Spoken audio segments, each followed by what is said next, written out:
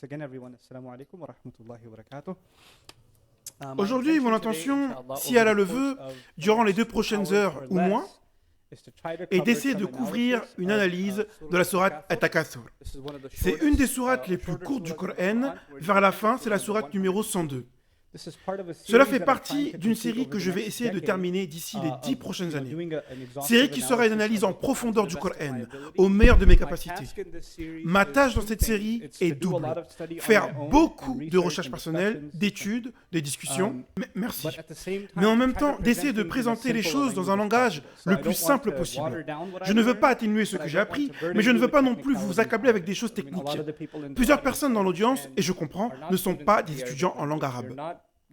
Si je cite une chose en arabe, ou si je parle d'un débat académique qui a lieu entre les savants, les exégètes, sur un problème, ce n'est pas une chose que vous pourrez comprendre facilement.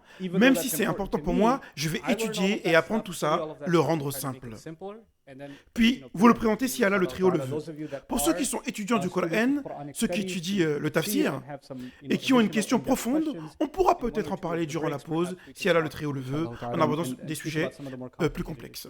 Bref, cette sourate est très courte, seulement 8 ayats. Al-Hakumu Takathur. Une sourate qu'on récite souvent, généralement et malheureusement, parce qu'on est pressé et qu'on ne veut pas que la prière soit trop longue. Mais c'est une sourate très très forte. Et souvent, les sourates qui se trouvent à la fin du Coran, celles surtout de Juz Tabarak et de Juz Amma, ont tendance à être simplifiées. On pense les connaître, comme quoi elles ne parleraient que de l'au-delà, de la vie future. On pense connaître leur signification, on ne leur accorde que peu de temps et que peu de contemplation.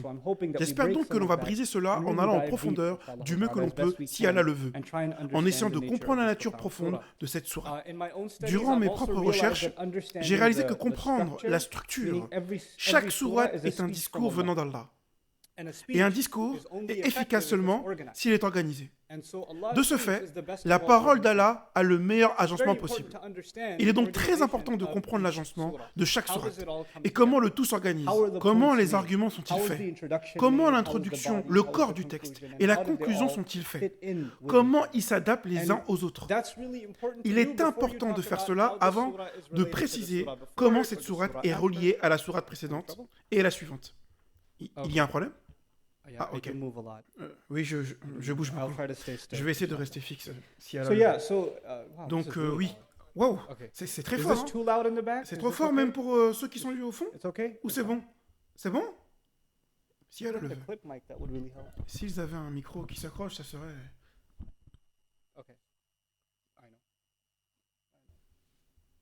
C'est parce que j'ai couru du train jusqu'ici. Ok. Donc, je parlais de l'architecture ou de l'agencement d'une sourate. J'ai décidé de passer un long moment à essayer d'analyser la structure d'une sourate avant de la comparer à une autre. Même si pour cette sourate en particulier, c'est évident. Elle appartient à un groupe de 4 sourates. La sourate Al-Zalzala, suivie par Al-Hadiya, suivie par Al-Qariya, puis suivie par At-Takathur. Et ces 4 sourates sont organisées simplement. Al-Zalzala est à propos du jour du jugement, à propos du tremblement de la terre au jour du jugement, suivi par le fait que les gens n'ont aucune idée et se fichent que le jour du jugement arrive, dans la sourate Al-Hadiya. Donc, l'une est à propos du jour du jugement et immédiatement la suivante est à propos de ce qui se passe dans cette vie. Ils n'ont aucune idée et vivent dans l'inconscience. Puis Al-Qariya nous ramène une nouvelle fois au jour du jugement, en nous disant à quel point ce jour est une chose sérieuse. Puis la sourate At-Takathur nous ramène au fait que les gens n'ont pas idée. Vous avez donc l'au-delà, la vie d'ici-bas. L'au-delà, la vie d'ici-bas. C'est le contraste qui est dessiné à travers ces 4 sourates. Et la sourate At-Takathur est la dernière de ces 4 sourates. Merci. Si vous continuez de mettre des choses à boire ici, à un moment donné, on ne pourra même plus me voir. Il y aura une pile de choses. Enfin bref, ce qui est magnifique à propos de cette sourate est que le verset le plus difficile et le plus profond de cette sourate est le premier verset. Si vous comprenez bien ce qui est dit dans cette première ayah, alors le reste du message de cette sourate sera plus facile à comprendre. On passera donc beaucoup de temps sur cette première ayah, puis si Allah le veut, le reste suivra très facilement. Allah dit « Al-Hakumu Takathur », très difficile à traduire. At-Takathur signifie je vais vous donner une mauvaise traduction en premier, puis on essaiera de l'améliorer au fur et à mesure. At-takathur peut signifier l'envie d'avoir beaucoup. Et El-Ha peut être traduit par distraire quelqu'un. Allah dit donc, l'envie de posséder beaucoup vous distrait tous. Mais qui est tous? Allah parle-t-il à toute l'humanité ou bien parle-t-il à un groupe en particulier? Parle-t-il aux musulmans et aux non-musulmans? Parle-t-il seulement aux Quraysh de la Mecque? C'est une question à laquelle il faudra répondre quand on sera plus loin. Actuellement, il semble qu'il parle à tout le monde. Car la sourate commence directement par « Al-Hakumu Takathur ». Elle n'a pas commencé par « Oh, vous qui avez cru » ou par « Oh, homme » ou par « Oh, vous qui avez mécru ». Il n'y a personne qui est appelé. Allah commence en nous parlant directement. L'effet que cela a sur nous est que l'on pense que cela nous parle à nous. Mais avec le contexte général, on verra que ce n'est pas forcément le cas. Les deux mots dans cette haya qui se doivent d'être correctement compris sont El-Ha et Takathur. Ce sont deux mots très profonds. On va donc passer du temps sur eux. Le premier est Lahu. El-Ha vient du mot Lahu. Le mot arabe lahu signifie être occupé avec une chose à en oublier une autre. C'est un des sens du mot lahu. Par exemple, tu regardes un film et tu oublies que c'est l'heure de la prière. C'est un exemple de lahu. Cela te distrait. Cela t'occupe à en oublier une autre chose. Ou par exemple, tu lis un truc, tes textos, et tu devrais aller reprendre le travail. Mais tu t'es perdu. Tu pensais que ça prendrait 2 minutes. Mais cela a duré 20 minutes. Ceci est aussi lahu. Cela te distrait d'une autre chose, c'est un des sens. Le deuxième sens est jeter une chose sur le côté car elle n'a pas de valeur pour toi. C'est pourquoi ils disent quand tu jettes une chose, tel l'emballage d'un bonbon, tu manges le chocolat, puis tu jettes l'emballage car il ne sert à rien. Cela fait également partie du sens du mot. C'est pourquoi ils disent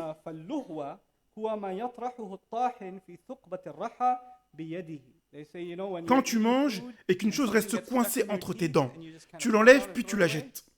Ce morceau est aussi appelé l'urwa, car il n'a pas d'intérêt pour toi. Tu étais censé le manger, mais il n'a plus aucune valeur pour toi. Combinons tous ces sens.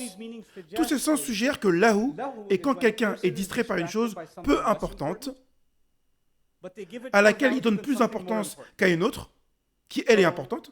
Tu lis tes textos, alors que reprendre le travail à l'heure est plus important. C'est donc lahu.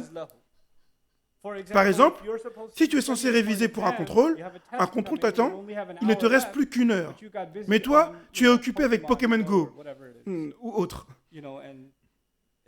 Cela t'a amené vers des endroits où tu ne devrais pas être. Ceci est lahu. Car une chose importante avait besoin de ton temps et de ton attention.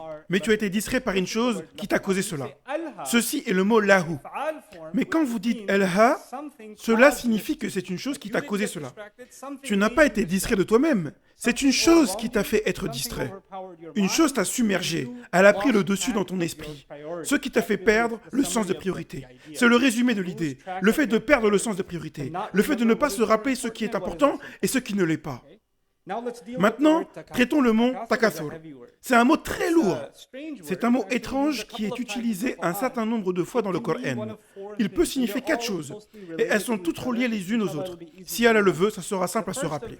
Le premier sens de takathur est